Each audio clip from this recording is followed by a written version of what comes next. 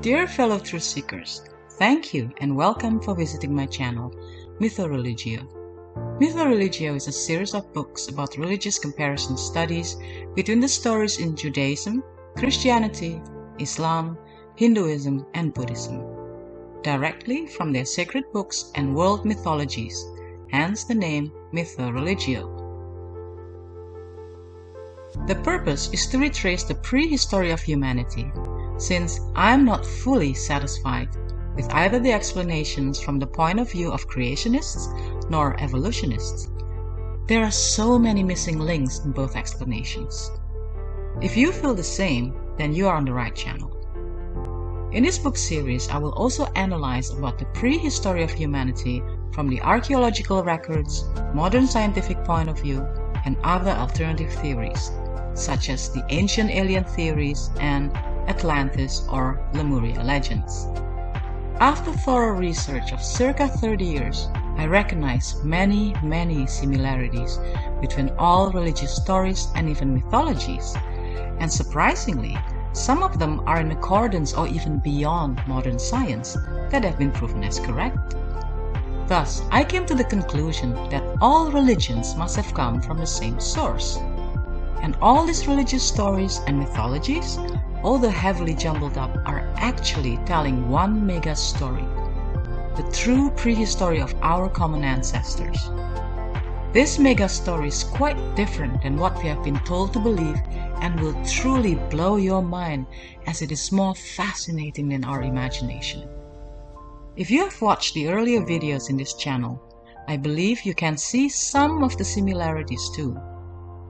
If you haven't and you truly want to do a religious comparative study, I suggest that you do so. The best way to do a comprehensive religious study via this channel is by watching the videos starting from number 1 and continue until this present video and so on. That way you will see a clear pattern.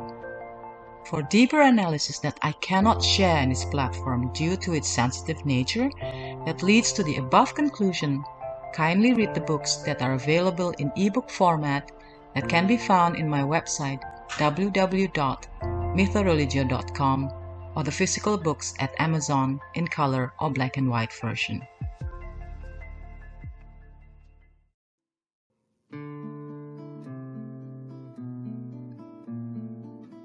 Dear fellow truth seekers, in this video I will be sharing another myth from the Middle East other than the Abrahamic religious stories and outside of Mesopotamian region. This time it is from Phrygia in modern-day Turkey, which was then brought to another region that became a Roman province of Lydia, also in modern-day Turkey, and was finally brought to Rome, Italy in Europe. I will only share one story that is relevant for our comparison study, that is the story of Attis, the dying and rising shepherd god, supposedly before Christ.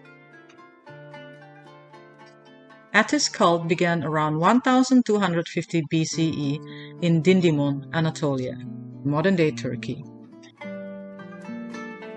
In the late 4th century BCE, a cult of Attis became a feature of the Greek world. Later images of Attis show him as a shepherd in a relaxed posture, holding or playing the syrinx or panpipes. He was originally a local semi-deity of Phrygia, also in modern-day Turkey, which lay below Mount Attis. The mountain was personified as a daemon, a spirit who was associated with the Great Mother Cybele. The daemon Attis initially bore both male and female attributes, but the Olympian gods, fearing Attis, cut off the male organ and cast it away. There grew up from it an almond tree, and when its fruit was ripe, Nana, who was the daughter of the river god Sangarius, picked an almond and laid it on her bosom. The almond disappeared and she became immaculately pregnant with Attis, but Nana abandoned the baby. A he-goat found him and cared for him. Eventually, a couple became his foster parents. Attis grew into a handsome man with long hair and godlike features. he got engaged to the daughter of King Midas of Pessinus. However, Attis, in the guise of the Earth Mother goddess Cybele, fell in love with him on sight. During Attis' wedding, as the vocalist performed the wedding song, the jealous Attis/Cybele attacked, driving the bride, groom, and the father of the bride mad. The bride cut off her own breasts. Attis went mad too, and cut off his genitals at the foot of a pine tree. As his blood dipped to the earth, violets sprang up. Thus he became a sacrificial victim and savior, slain to bring salvation to mankind.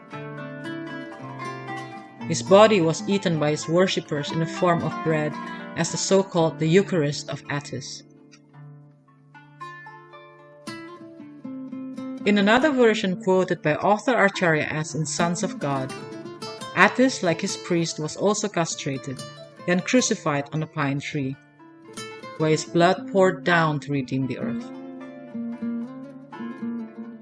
Thus it was then death and sadness entered the world. Cybele, full of remorse, took the body to a cave and wept. She buried Attis but used her power to restore to life. Attis emerged from the cave and they were reunited, thus bringing nature back to life and hope and salvation into the world. After the resurrection, Attis was given the title as the Most High God who holds the universe together. Cybele founded the cult where the pine tree is considered as sacred. Attis' passion was celebrated on March 25th, exactly 9 months before the solstice festival of his birth, December 25th.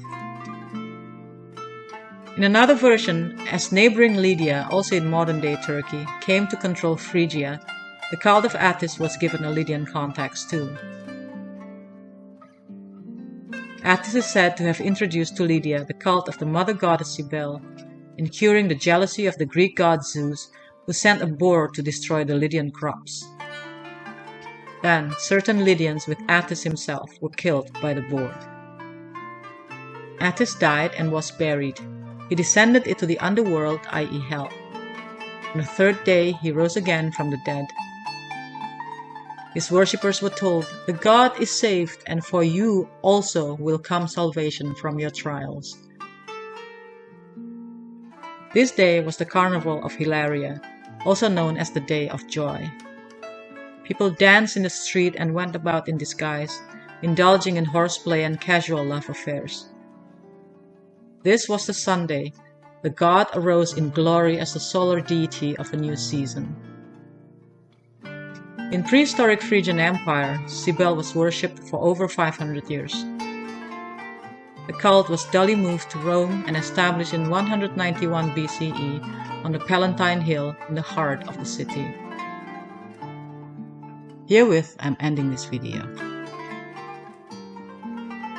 Next week, I will share the last story from the Middle East other than the Abrahamic religious stories outside of Mesopotamian region, that is, the story of Zoroaster or Zarathustra from Persia or modern-day Iran.